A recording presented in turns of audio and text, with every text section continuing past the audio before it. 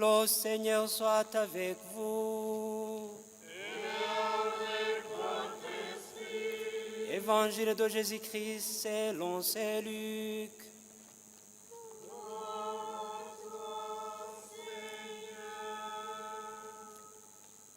Dans sa marche vers Jérusalem, Jésus passait par les villes et les villages en enseignant. Quelqu'un lui demanda, « Seigneur, n'y aura-t-il que peu de gens à être sauvés ?»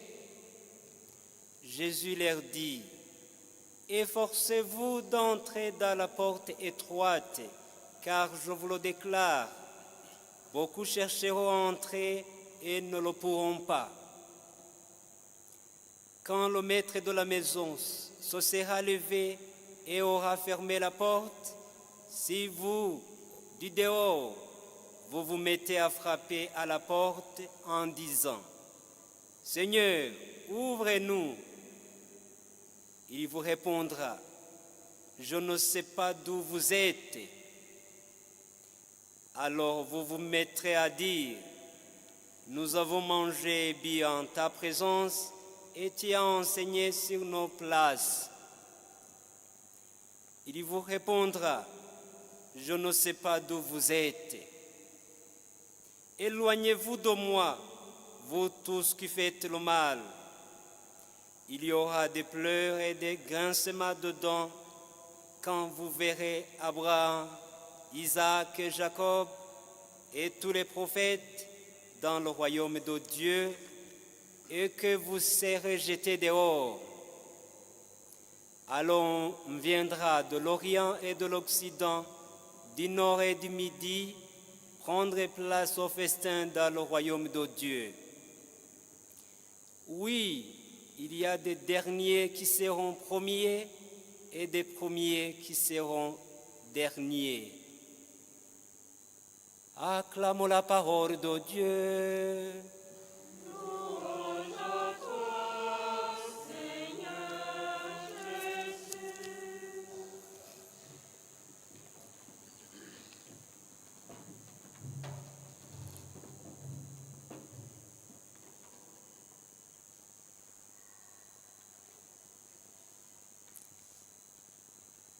Convertissons-nous afin d'entrer dans le royaume. C'est le thème d'aujourd'hui.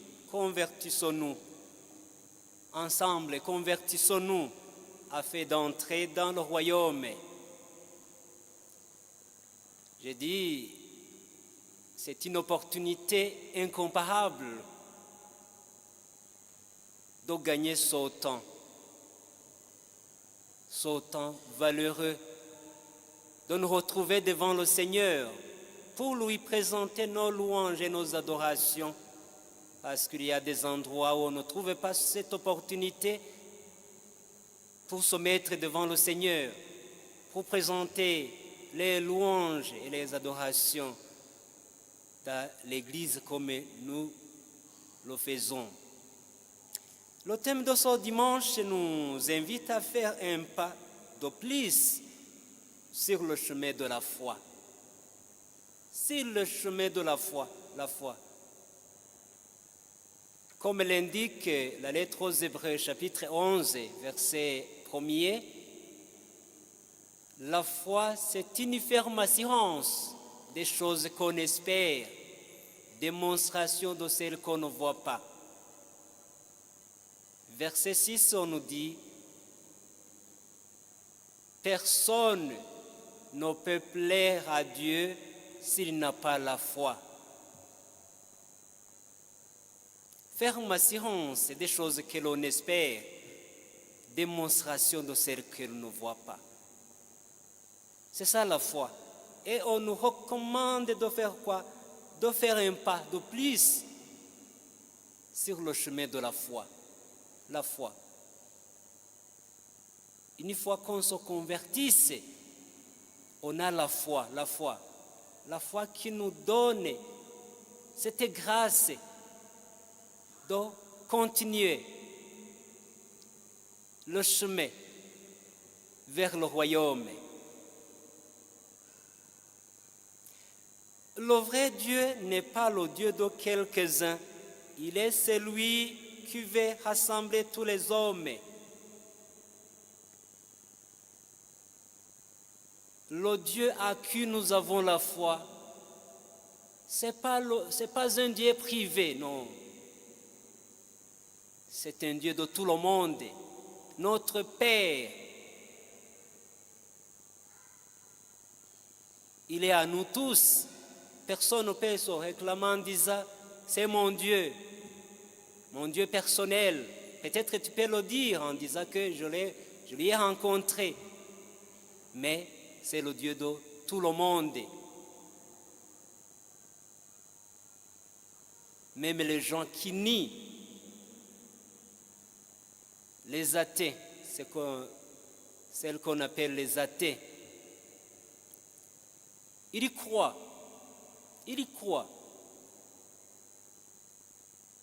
Même s'ils ne croient pas à ce Dieu que nous croyons, Dieu les aime. C'est pourquoi nous disons, ce n'est pas un Dieu privé, c'est le Dieu de tout le monde. C'est cette bonne nouvelle que nous trouvons dans le livre du prophète Isaïe. Je viens rassembler tous les hommes. Rassembler tous les hommes. Il a rassemblé le peuple d'Israël, mais par après, par le sang merveilleux de Jésus qui a versé à la croix du Calvaire, il a rassemblé tous les hommes. Et moi, je fais partie, et toi, tu fais partie à l'ensemble de ces gens qu'on vient d'évoquer. C'est notre Dieu. Il a rassemblé le peuple d'Israël qui était dispersé à Babylone, à Mède. Ils étaient dans la captivité et il les a fait revenir. Parce que le peuple d'Israël, une fois qu'il manquait trois choses, c'était catastrophe envers ce peuple. Manquer la terre, parce qu'une fois qu'on est en exil, on manque la terre. On est sur une terre étrangère.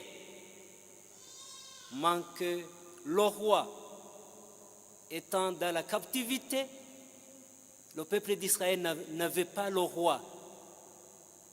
Troisièmement, le temple, là où il pouvait présenter les louanges et adorations à Dieu qui les a choisis.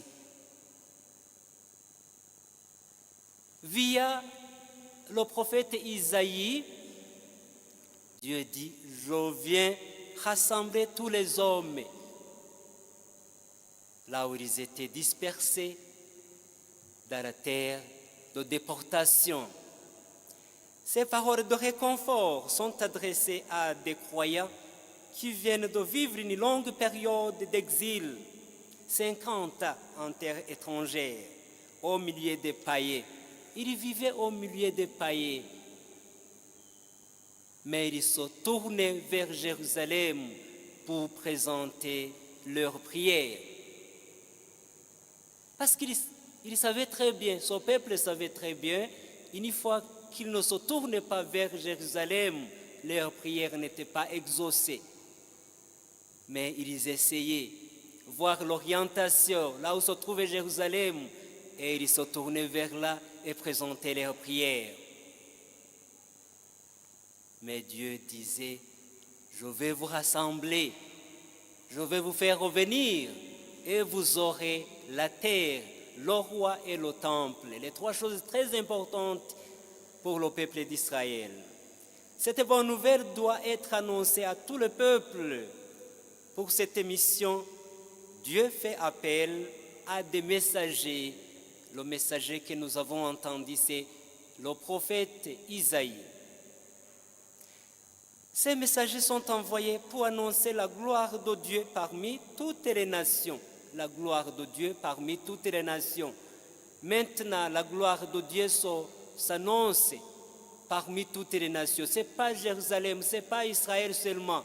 Et nous aussi, nous faisons partie. Nous sommes tous envoyés dans le monde pour y témoigner de l'amour qui est en Dieu. Ce n'est pas Jérémie seulement, ce n'est pas Isaïe, ce n'est pas Osée, ce n'est pas...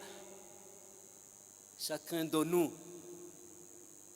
nous sommes interpellés à aller annoncer la parole de Dieu, surtout en témoignant. En témoignant. Tu es censé témoigner la gloire de Dieu là où tu habites, la gloire de Dieu là où tu travailles, la gloire de Dieu là où tu étudies. Ce n'est pas à dire que c'est Jérémie, Isaïe, c'est fini, non. Tout le monde est interpellé pour aller annoncer le royaume et la gloire de Dieu qui est parmi nous. Pour la lettre aux Hébreux, ce qui est premier, c'est précisément cet amour de Dieu. Nous ne devons pas douter, même dans les épreuves. Le peuple d'Israël, quand il était dans la captivité, il doutait de cet amour.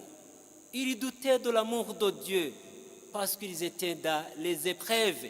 Mais on nous dit, il ne faut pas douter, il ne faut pas hésiter de l'amour de Dieu. Même pendant les épreuves de la vie, nous traversons des épreuves, la maladie, la pauvreté. Mais il ne faut pas douter. Il faut repenser, il faut faire une sorte de réminiscence. Se rappeler de ce que le Seigneur t'a fait pendant les temps passés. Et rappelle-toi que le Seigneur ne change pas comme il était hier.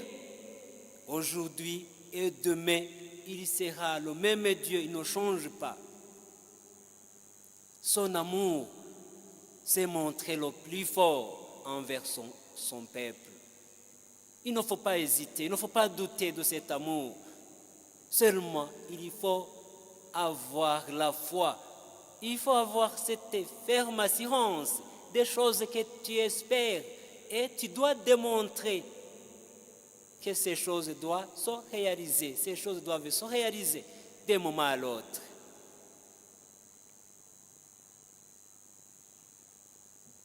Dieu se comporte avec nous comme un père à l'égard de ses enfants. Il n'hésite pas à les conseiller, à les encourager et à les réprimander. Dieu est notre Père. Il est notre Père. Il est le Père envers ses enfants. Et il ne cesse pas de les conseiller, de les encourager et de les réprimander aussi. Un bon père de famille réprimande ses enfants afin que les enfants se corrigent. Mais il les encourage aussi. Il les donne des mots de réconfort afin que ses enfants se sentent à la maison, se sentent au bercail. L'Évangile nous montre les conditions qui nous permettront d'entrer au grand rassemblement. Il ne suffit pas d'accomplir quelques gestes religieux. Ce que le Seigneur attend de nous, c'est une vraie conversion. Convertissons-nous afin d'entrer dans le royaume. Ça ne suffit pas d'accomplir quelques gestes religieux. Prier, venir à la messe, c'est merveilleux. Mais il faut que nous nous convertissions faut que nous nous convertissions afin que nous puissions entrer dans son royaume. Pour pouvoir entrer, nous devons nous libérer des privilèges, des honneurs, des prétentions orgueilleuses qui encombrent notre vie. Il y a des honneurs qui nous empêchent d'entrer dans le royaume. Il y a des privilèges qui sont des obstacles pour entrer dans le royaume. Il faut se libérer de ces genres de choses. Même si les paroles du Christ nous paraissent dérangeantes, nous devons comprendre que ce sont celles de l'amour. Une fois qu'on écoute la parole du Christ, nous allons nous dire ces choses que le Seigneur nous demande. Ce sont des choses très difficiles à accomplir, mais avec l'amour de Dieu, avec la foi qu'on a, on est capable de mettre en application ce que le Seigneur nous demande.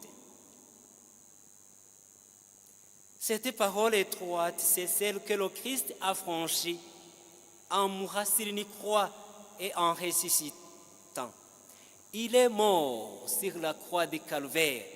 Ce n'est pas une mort simple, non. Ces versets sont ça merveilleux. Le sang qui nous purifie, le sang qui nous rend nouveau, le sang qui nous donne la vie.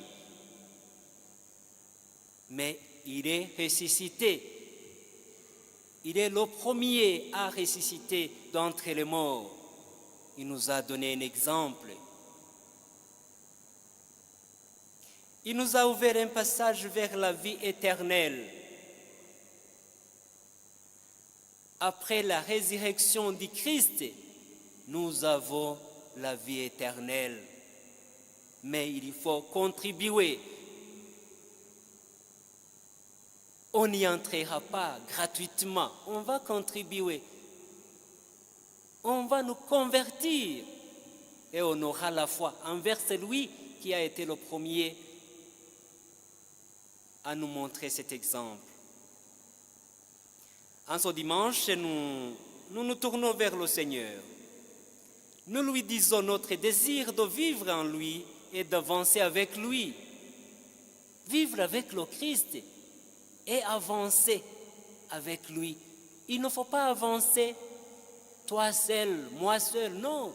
Il faut avancer avec le Christ parce que nous sommes des pèlerins. Pèlerins vers le royaume. Nous faisons un pèlerinage. Le pèlerinage vers le royaume. Une fois que nous avançons personnellement, la seule personne sans Dieu, sachez que cela, tu ne seras pas capable. Il faut inviter le Seigneur afin qu'il soit avec toi, afin qu'il soit avec moi. Beaucoup chercheront à entrer et ne le pourront pas. Mais avec lui, tout est possible. Une fois que tu pars seul, tu vas toquer. Et on te dira qu'on ne te connaît pas. Mais une fois que tu es avec le Seigneur, dire que tu es avec le Seigneur, ça veut dire quoi? Ça veut dire que tu vis avec lui et tu expérimentes cette vie d'ici sur terre avec le Seigneur.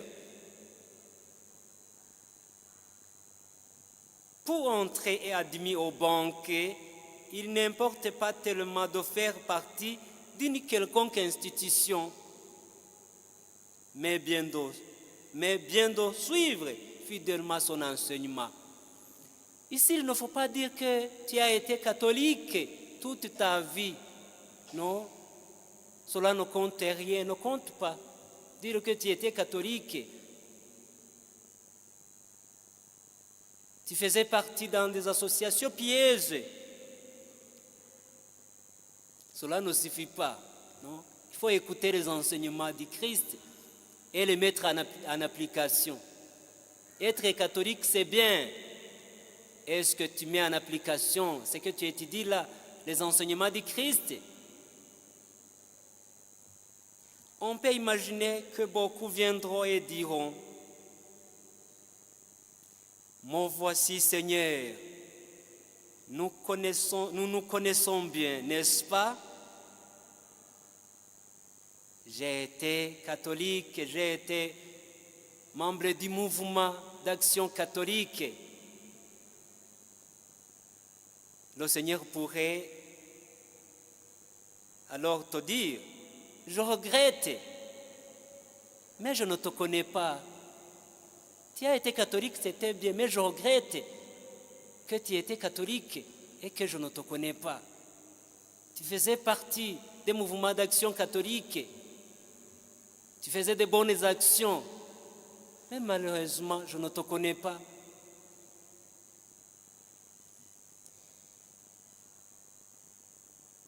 Pourquoi cela? Tu as fait tout cela,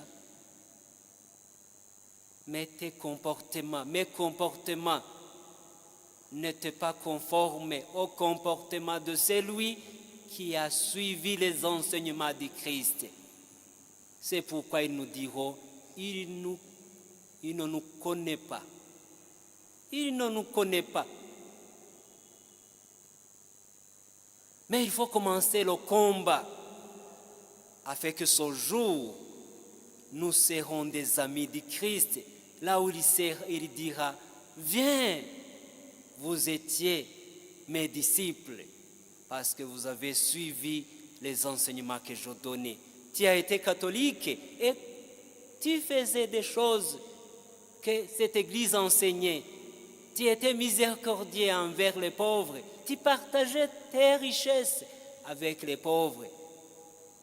Tu ne le faisais pas pour te faire photographier ou te faire montrer aux gens, au public, non. Tu le faisais parce que tu aimais ton Seigneur. Voilà. Le Seigneur nous interpelle et il nous appelle aussi. Convertissons-nous afin d'entrer dans le royaume que Jésus a préparé pour nous. Un jour viendra. Nous ne savons pas quel jour, quelle heure, mais il faut toujours être prêt. Bon dimanche.